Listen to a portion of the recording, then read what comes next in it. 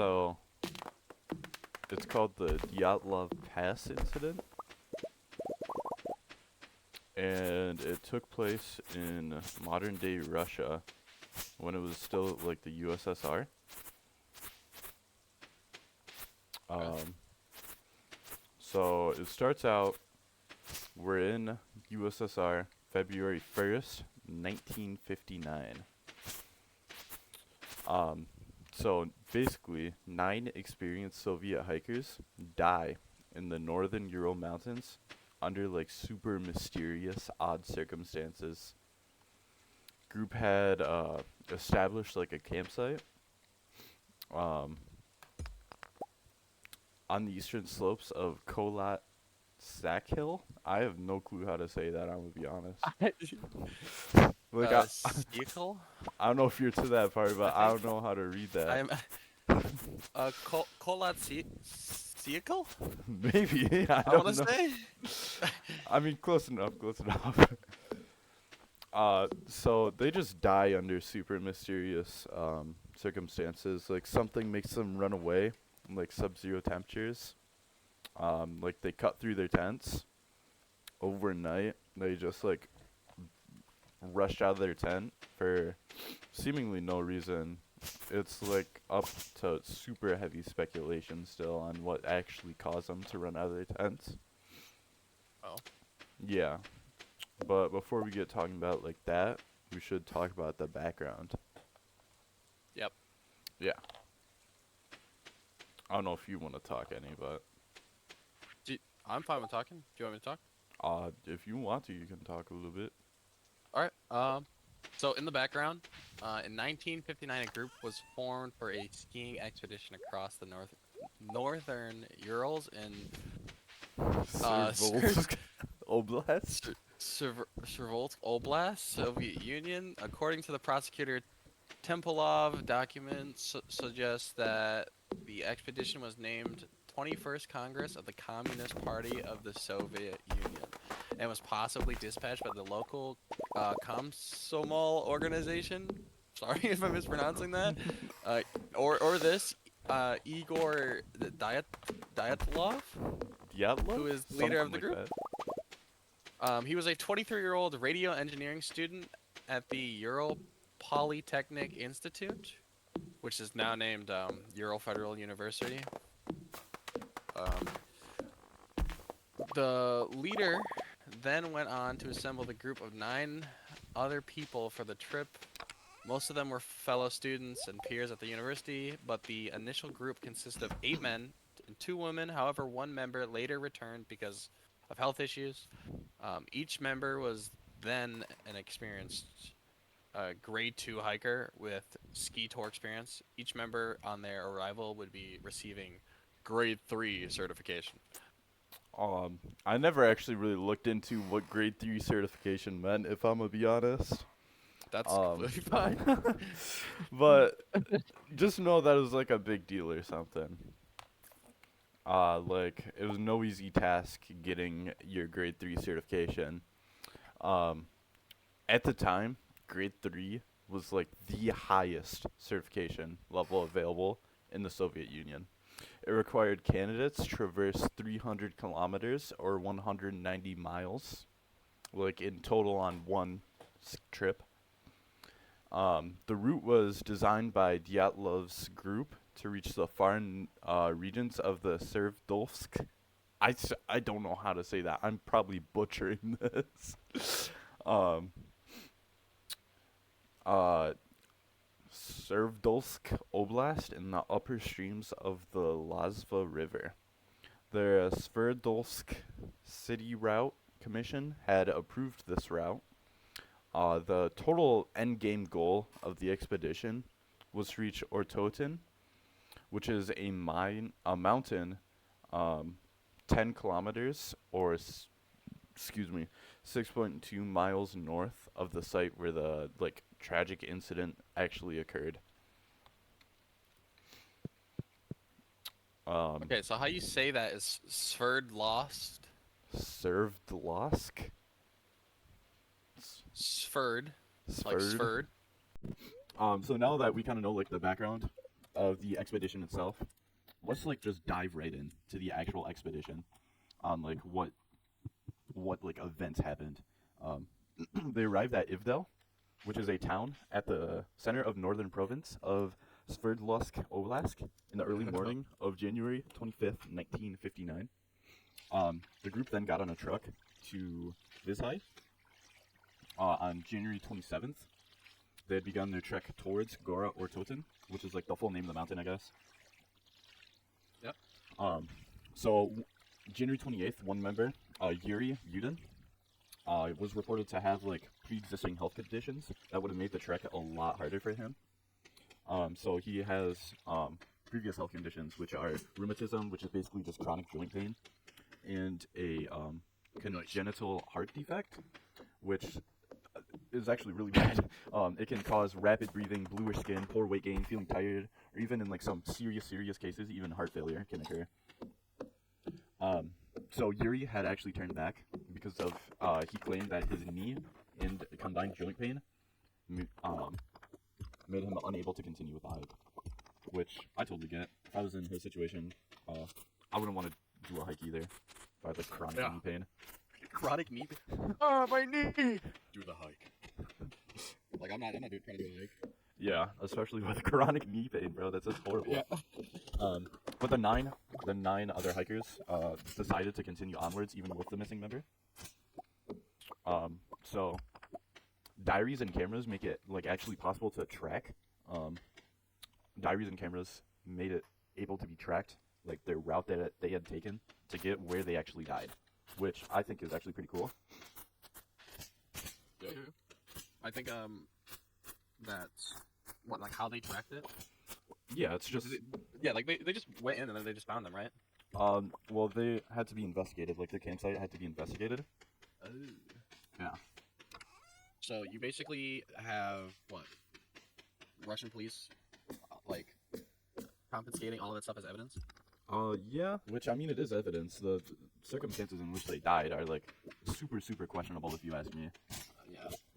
But we'll get to that later, little later on. So about like the actual thing, January 31st, which is this is kind of like a timeline of events I've written down here. January 31st, the group had arrived to the edge of a highland area, and they decided to cache surplus food and supplies at this highland area. It would be used for their trip back. Like once they had completed like everything, it would be used for their trip back. The very next day, they decided to continue moving on through the pass, which leads us to February 1st, which is, I'd say, probably the date that they died. The Russian police don't actually have a date in which they died. It was either the 1st or the 2nd of February, that is. I think it was the 2nd. Oh, you think it was the 2nd? Maybe.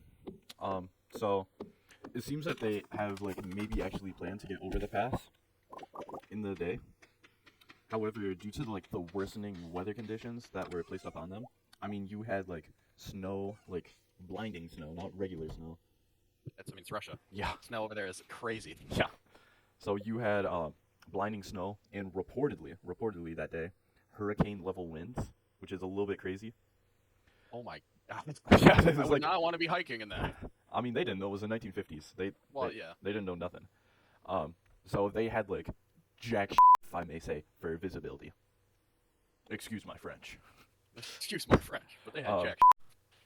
So they had actually lost their sense of direction and began going west, towards the top of Kholat Syakhl. When they'd realized their mistake, the group decided to set up camp on the side of the mountain rather than moving 1.5 kilometers or 0.93 miles downhill to a forested area that would have provided some shelter. It's actually suspected by the former member of the party that had left, Yudin, speculated that Dyatlov probably did not want to lose the altitude that they had gained. Like, that's an official quote from him. Oh. Yeah, that is officially quoted to him. Now that we have, like, a little bit of their expedition down, we can get into the search and discovery.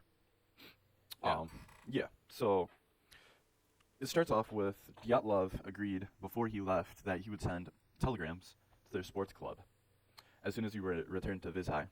It was expected that they would be no later than February 12th. However, Dyatlov had told Yudin that he expected it to be way longer, which I guess is fair. There weren't any like immediate reactions to after the 12th has passed. There weren't like any immediate reactions. It was actually pretty common for expeditions to be late a couple of days. Yeah, it was actually speculated that their expedition would take quite a bit longer than originally thought by Dyatlov himself, which was like the little leader of the party there. On the 20th of February, relatives of all the party members kind of like demanded, like full-on demanded, that a search party be sent out, which I completely get. If I was in their situation, like my son, daughter, friends, uncle even, if they were all missing, and like I knew they had the resources to like go out and send a search party, I would like genuinely demand as well. So I kind of get where they're like coming from with that one. Yeah. So after they had demanded like enough, a search party was eventually held. The institute then sent out one of the first of many rescue groups, which had actually consisted of teachers, students, and then later the army and police would get involved, which they brought planes and helicopters to order. On the 26th of February, they found the group's abandoned cut-up tent on Kolhat Siakil. I still don't know how to say that, dog. The campsite simply like baffled the search party. I mean, picture this. All right, so you are on a search and rescue team, and all you see is a cut-up tent. What is your immediate thoughts there? Fair. Fair, yeah. Like immediately, like or it depends on how like what the cuts look like. It's like I'm trying to like envision this, but like they were cut up from the inside. from the inside. Yeah, the hikers. Oh yeah, someone was trying to stab someone. Maybe. Yeah, the campsite just simply baffled the search party, which I would too. Oh. So Mikhail Shervin, who had found the tent, said, and I quote, "The tent was half torn down and covered with snow. It was empty, and all the group's belongings and shoes had been left behind." Now that's a direct quote from Mikhail Shervin. Investigators claim that the cut had actually been from the inside. 9 sets of footprints left by people only wearing socks or a single shoe, or even barefoot, could be followed leading down to the edge of nearby woods. On the opposite side of the pass, 1.5 kilometers or 0.93 miles northeast, the footprints went about 0.93 miles. After 500 meters, or 1,600 feet, these tracks were covered in snow at the forest's edge under a large Siberian pine tree. Under the Siberian pine tree, they found the visible remains of like a small fire that had been created. So they found the first 2 bodies, those of Krivonishenko and Doroshenko. They were actually shoeless and dressed in only underwear. The branches on the pine tree had actually like been broken, like 5 feet up-ish, suggesting that one of the 2 had actually like climbed it and began looking for their old campsite, suggesting like that they wanted to go back to their tent. Between the camp and the pine trees, searchers found 3 more bodies. Dyatlov, which is the leader of the group, Kolmogorova, and Slobodin. They died in poses that like suggested that they were going back to the tent, but they succumbed to the coldness before they could get back to their tent. Finding the 4 other remains of the other travelers took more than 2 months. They were finally found May 4th under 13 feet of snow, which is kind of crazy, which is 4 meters. Is there like an avalanche? Well, that's one of the causes, or suspected causes. I guess it's up for anyone's interpretation on what actually happened. It was actually in a ravine, 75 meters or 246 feet further into the woods from the pine tree. These 3 of the 4 were actually better dressed than any of the others. There was like actual signs that some of those who had died had their clothing removed and used by the others. Like Dubinia was wearing Krivonishenko's burned, torn trousers, and her left foot and shin was wrapped up in a torn jacket. Right. The official investigation kind of concluded that an avalanche caused the hikers to flee. Right, but there were no signs of an avalanche in the area. Yeah. And really, and other evidence didn't really like fully support this explanation. So some hikers had unusual injuries also, just as like a severe chest fractures, missing body parts, and leading to speculation about other possible causes. Despite the avalanche theory, though, the official explanation is still unanswered to this day surrounding Really? this. Yeah.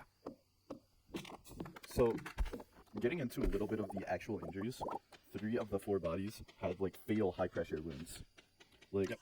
those comparable of a car crash.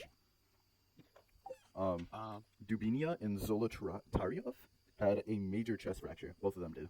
Boris, oh my gosh, that is one hell of a name. Oh my god, Vazrozhdeny. According to Boris Vazrozhdeny, the force required to cause such damage would have been extremely high, comparable of like a car crash. Yeah. All 4 bodies found at the bottom of the creek in a stream of running water had soft tissue damage. Dubinia was missing her tongue, her eyes, and part of her facial tissue.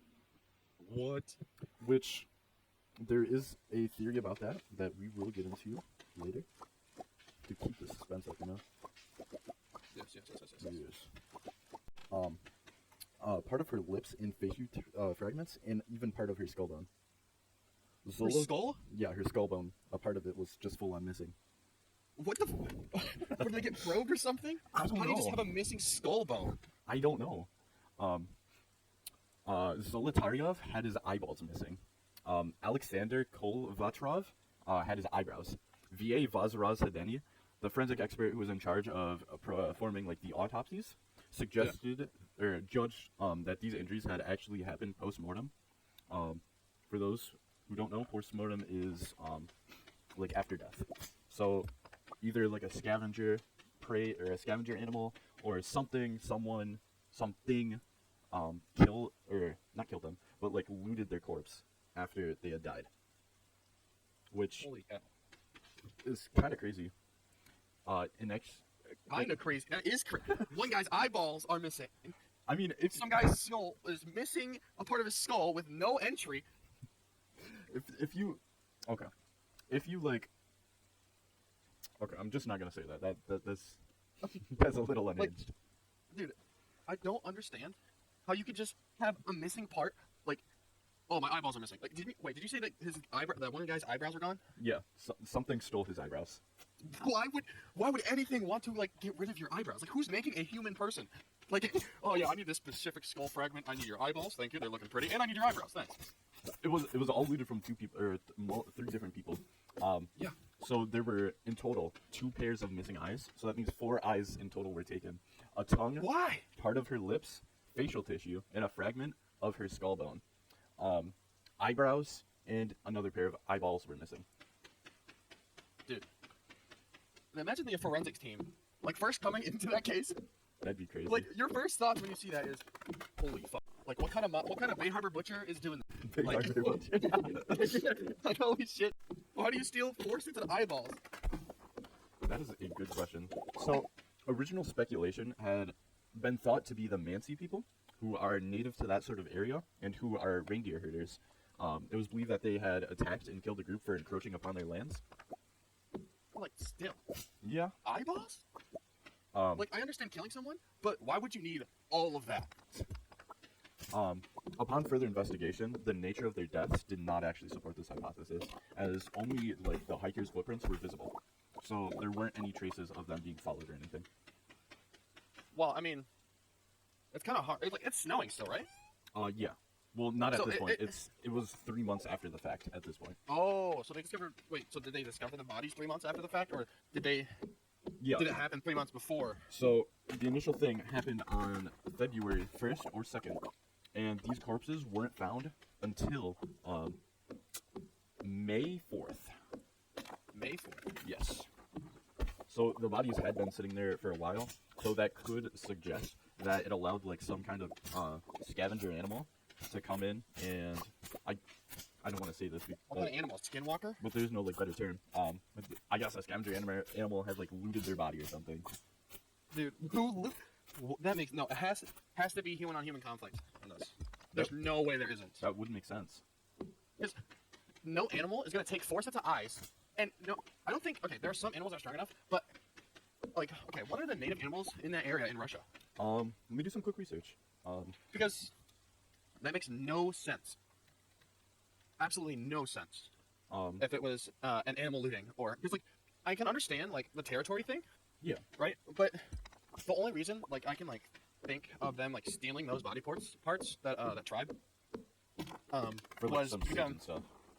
yeah, for like I don't know, decoration, like like you know like the Sons of the Forest, right? Yeah. You know, like the cannibals make their like maybe it's like that. Just like horrifying decoration. Yeah, like horrifying decoration. Yeah. Yeah. Like maybe they needed that part of the skull to make like a nose or something. I don't know. So after doing a little bit of research, brown bears are native there. So are Okay. moose, lynx, Siberian chipmunks, and Arctic foxes. Okay, the Arctic foxes make sense. Goes away. Um, The Arctic foxes make sense. The bear? the bear would make sense because it is strong enough to inflict those high pressure wounds we were talking about to the chest and skull bone. Yeah. So that would make sense.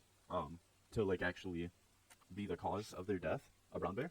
And brown bears are like known for being super territorial too. So let's get into a little bit of explanations here. They must have had I couldn't have been. Yeah. Anyway, go on. Sorry. So on July 11th, 2020, Andrei Kryakov, who is the deputy head of the Urals Federal Directorate of the Prosecutor General's office. That is a mouthful.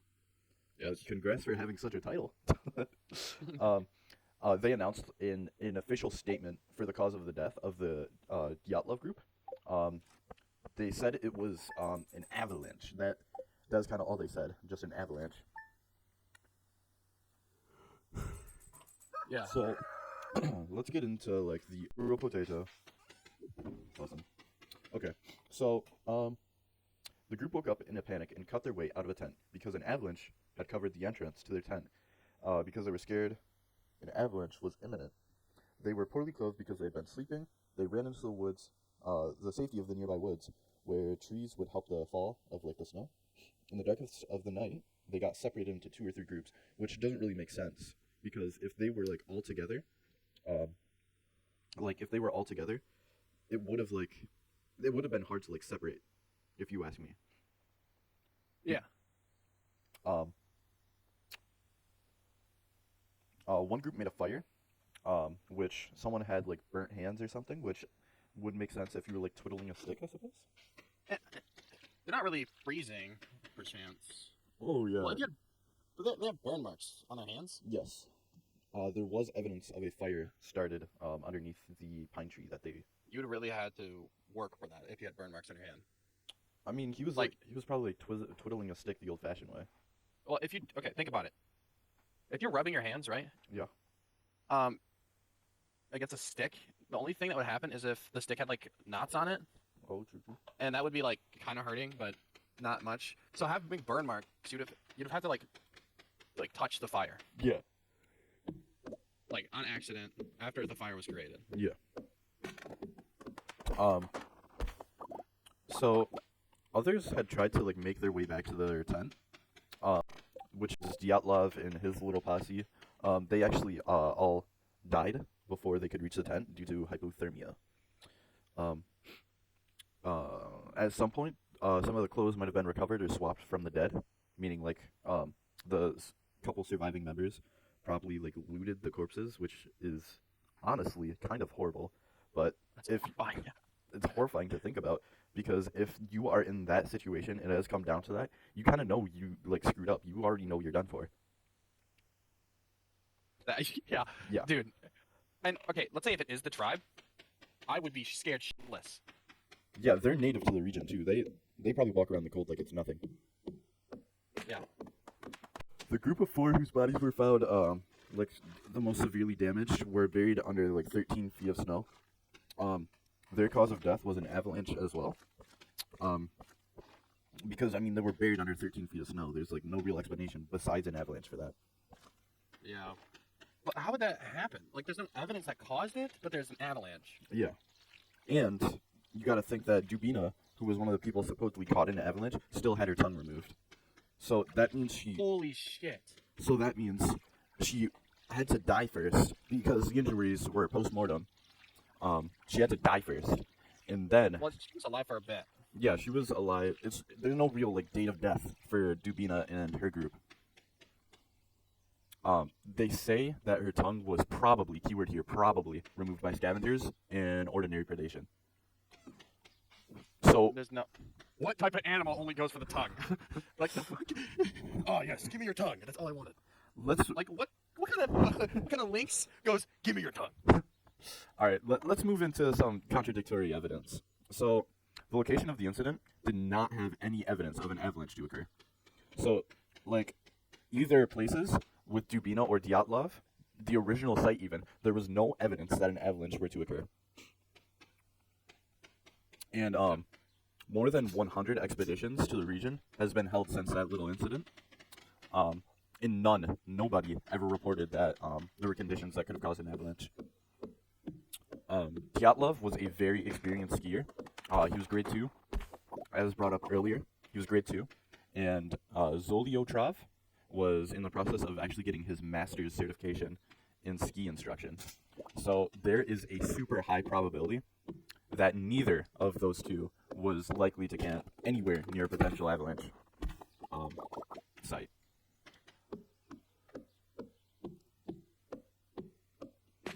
And when you really get down into it, it's said that they had like cut their way out in a panic, but the set of footprints there were consistent with someone like just walking at a normal regular pace. There's Which so many irregularities in the story. it's a real story too. It actually happened, and that's Like I don't know because aliens? I mean, maybe. Like avalanche with no like landscaping evidence of an avalanche occurring. Yeah. Like, okay, this was 3 months prior, but there had still been evidence from just a tectonic plate moving Yeah. to cause that avalanche. Yes. So it has to. Okay, it can't be man-made either because there's no evidence. So how the fuck did the avalanche happen? So Maybe there wasn't. It just snowed that hard. Maybe. that's where it gets weird. So, what do you think like actually happened with them? I think they were brutally murdered by that tribe. By the in that Mansi local tribe? area. Yeah, by the Mansi tribe. Because all the evidence is like going towards human-on-human conflict. There's like barely like no evidence except for the tent being ripped up, maybe from an animal like a bear. Like that's what I would have first thought, but it makes no sense because they were made from the inside. Yeah. So obviously, what happened? What I'm guessing, right, from the tent when you guys they were in there, probably. So 3 guys, maybe 5 members of the tribe. They know secrets. Like tribes know secrets. Like, Yeah, about their land. Yeah, they know secrets about their land, how to travel without making footprints. How to like thrive too in their land. Yeah, it's like Dune. Yeah. You know, like they do that sand walk. Yeah, the sand dance or something. Yeah, whatever the fuck it's called. Yeah. Whatever the fuck that's called. Yeah. It's basically that. I'm thinking like they like did the little sand dance, and then they were like dancing to the tent. Took out their homemade shank, opened the tent because it's not that hard to open a tent. Let's be honest. Yeah, You're just sleeping lose it. really hard in Russia, right? Yeah. You're camping in the middle of Russia, right? It's cold. It's very cold. Yeah. One of the most And hostile you just climates. you hear from your tent, and 5 big buff tribed men walk in there and just start going to town. Obviously, you're gonna wake up after one guy gets stabbed. Yeah. Right. But there's no like they must have just went in there and been like, you know, it'd be a funny prank if we cut this guy's eyes out. Well, I Like, go ahead. it does sound logical at what you're coming at, but there were like no evidence of knife marks. It was all like blunt force trauma. What? They put their eyes out with their hands? Yeah. That's even crazier. There was no like evidence. So their nails will have been sharp. There was no like evidence or anything brought up that could have suggested like a cut or slash. But there was entry points though, right? To the tent. Yes. To the tent. That was it? Wait, how do you have a missing skull fragment with no entry point? Well, obviously the top of their head is going to be like open. Yeah, but that would be an entry point. Yeah, the top of their head. Like, so that's the cut. No, it Or was. did they just bash their head in? I think bash their head in would probably be my guess. Dude, that's fucking crazy. They are barbaric. Oh my fucking god. I don't know, this is a little off topic, but I've seen like gore videos, right? Yeah. And there was not recently, but I think a couple years ago there was this lady out camping, and she got her head cut off by two guys. And it's online. You can look this up. I don't suggest it, right? Yeah. But it's pretty brutal. But this case file is so much more brutal. Yeah. Because you have to. How do you cut someone's tongue off? Like, you can't. You know how that? Oh my god, that has to hurt so bad. It was ripped out. It wasn't cut off. It was ripped out. Like, oh my god, dude, the sheer strength. Like, what's their workout? Like, I want to know. Like, what's this tribe's workout? Because you have to be put through so much punishment. Yeah.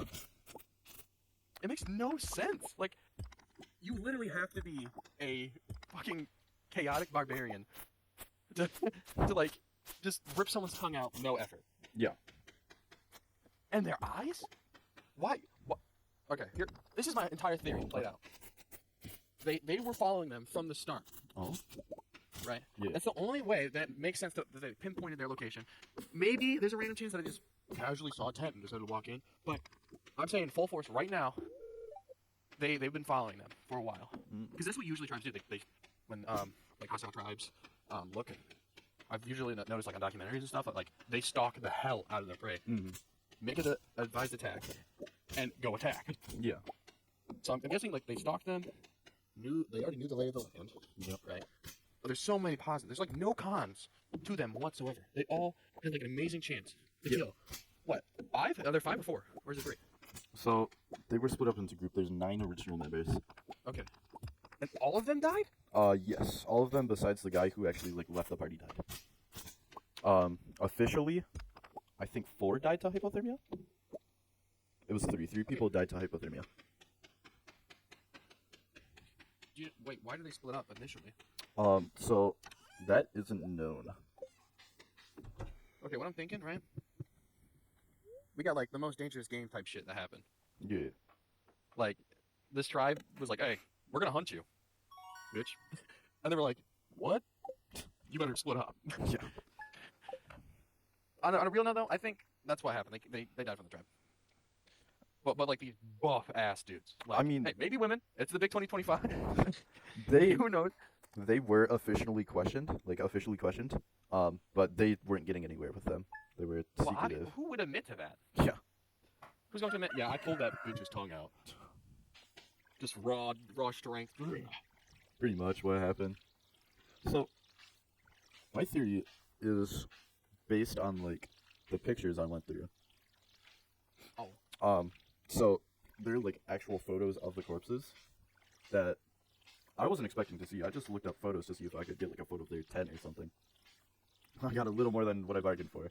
Hold on, I'm looking at the images right now. All right. But you can see the guy's eyeless corpse.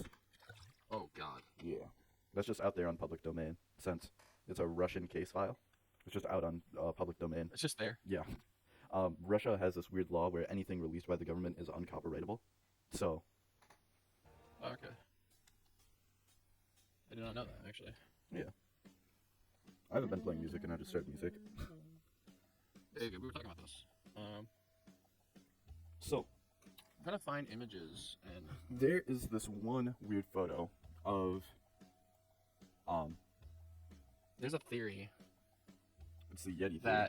Yeah, the Yeti theory. Which, call me insane, but that is actually super likely, I'm not gonna lie. Because, hear me out. Super likely? Hear me out. So, high blunt force trauma to 3 corpses. What do you think could cause that? Because an avalanche, sure, it could cause it, but to such specified areas. 1 was to the skull, and 2 were to the chest. That is such like a weird, awkward, like, way. It doesn't make sense. Because if it was an avalanche, they all would have had similar injuries, or at least injuries that matched up. Oh my God. Oh, did you... Wait, that honestly makes sense, though. Yeah. Wait. Here's the website. Oh my God. Here's the website. Holy shit, that guy's beat up into a pulp. What Like, guy? he's actually... That is, like, invincible. What guy? I'm looking at... oh, that's the guy that doesn't... Or the woman that doesn't have her tongue. Yeah. Oh my God. Okay. Yeah, give me... Give you some time to process those photos. Yeah. Oh my God. View gallery. Yeah, 27 is really where you get to see stuff. Photo 27. Go to photo 27. Are there like any image? Like there's okay. Hold on, I gotta look up at Yeti lore. And then you also have photo 32. And what really makes me believe the Yeti theory is photo number 33, which I guess I can throw up on the screen. So I just moved this over. Whoa. I'll have to censor this part. I'm sure YouTube. I can't see anything on your stream. What? Oh, hold on. Game capture. Where move this? Oh, there. Okay. Yeah, I'll have to. I don't know if you can show that. Yeah, I'm gonna censor that part. But this photo right here, that's what really makes me believe the Yeti theory. Oh my god. Because look at it, dude. It's striding. Listen. None of the members had a black ski mask. And what is that thing wearing? Apparently a ski mask. That's all I'm saying. Like that. There's a black Yeti. What up? Listen, it makes sense though. Dude. Okay. Okay, Yeti. Okay, you can't change my mind on this. Yetis and Bigfoot are the exact same fucking thing. They are. Like, I don't disagree with you there. They are the exact same fucking thing. Like, I don't know why. You know how people are like, "Oh my god, that's Bigfoot." No, the fucking Yeti, dumbass. Like, they are the exact same thing. But if there's no way those things are like still alive to this day. Like people do Yeti knocking or Bigfoot knocking, right? Yeah. If you know about that. I don't. Oh, you don't? No, I don't. Okay, so like, Bigfoot theorists, if you will call them. Yeah. They go out into the woods, like some of them go into the woods, and then just do like knocking, and they get knocking back. But I'm thinking it's literally just someone messing with them. Most likely, Is but there- yeah. But like, there's no fucking way that's a Yeti. Like, there has to be a logical explanation. Like, this must be an actual person who just ripped it out of their mind. See, No way. I don't know if that makes sense because they were all questioned, but as you said, they could just be lying. Nobody's gonna admit to that. Yeah, no one is. Yeah. Like, what black ski mask though? That's where it gets me. Like none of the members had a ski mask. You say Image 21.